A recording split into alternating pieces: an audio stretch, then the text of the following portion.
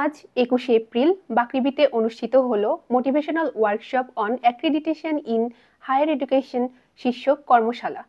Bangladesh accreditation council BAC এর উদ্যোগে এবং বাংলাদেশ কৃষি বিশ্ববিদ্যালয়ের institutional quality assurance sell IQAC এর সহযোগিতায় অত্র বিশ্ববিদ্যালয়ের সকল ডিন এবং শিক্ষা বিভাগীয় প্রধান ও অন্যান্য ইউনিটের প্রধানদের অংশগ্রহণে সকাল 9:30টায় কৃষি অনুষদের ডিন কনফারেন্স রুমে motivational workshop on accreditation in higher education কর্মশালাটি অনুষ্ঠিত হয়েছে।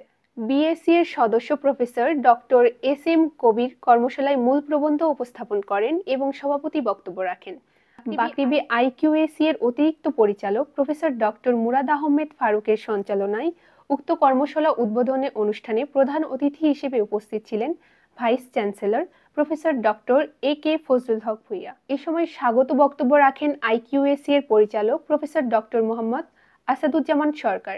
এছাড়াও ধন্যবাদ জ্ঞাপন করে বক্তব্য রাখেন উপপরিচালক বাংলাদেশ অ্যাক্রিডিটেশন কাউন্সিল মোহাম্মদ আব্দুল আলিম।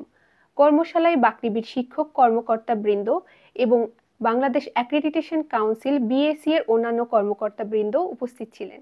উল্লেখ্য, দিনব্যাপী উক্ত কর্মশালায় সর্বমোট 152 জন বিভিন্ন পর্যায়ের ব্যক্তিবর্গ অংশগ্রহণ করেন।